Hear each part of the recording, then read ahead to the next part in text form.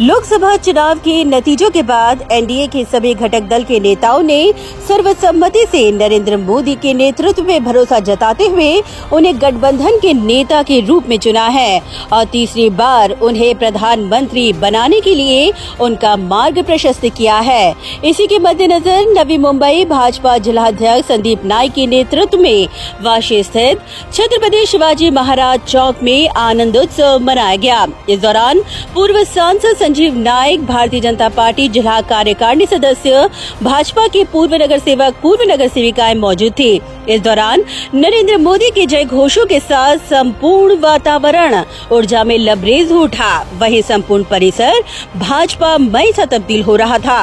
इस दौरान संजीव नाइक ने सभी घटक दल के नेताओं का आभार व्यक्त करते हुए कहा कि तीसरी बार प्रधानमंत्री नरेंद्र मोदी के कार्यकाल में देश विकसित भारत की तरफ अपना मार्ग प्रशस्त करेगा।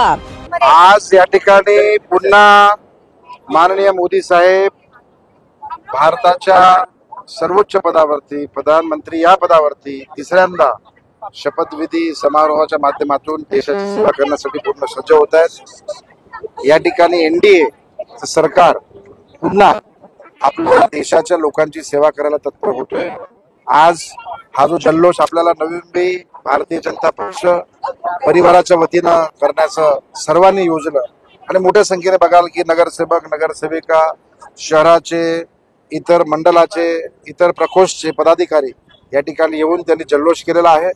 एकमेकांना मिठाई वाटप करून या ठिकाणी त्यांनी आपला आनंद व्यक्त केलेला आहे।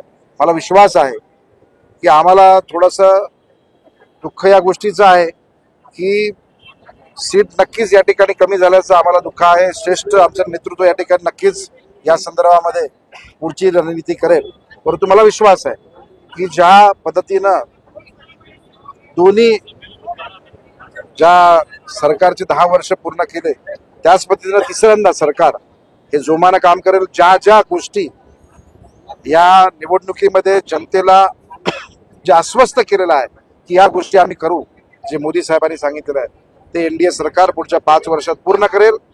लोकांना एक विकसित भारत बनवण्याची जी संकल्पना मोदी साहेबांनी राबवलेली आहे किंवा त्यांनी सुरुवात केलेली आहे त्याची त्या ठिकाणी नीव, त्याचं जो काही बीज आहे ते रोपण या ठिकाणी आतापासून। अरे जे बोलतात ना ते तर बोलत होते की सरकार येणारच नाही, पण आलं की नाही?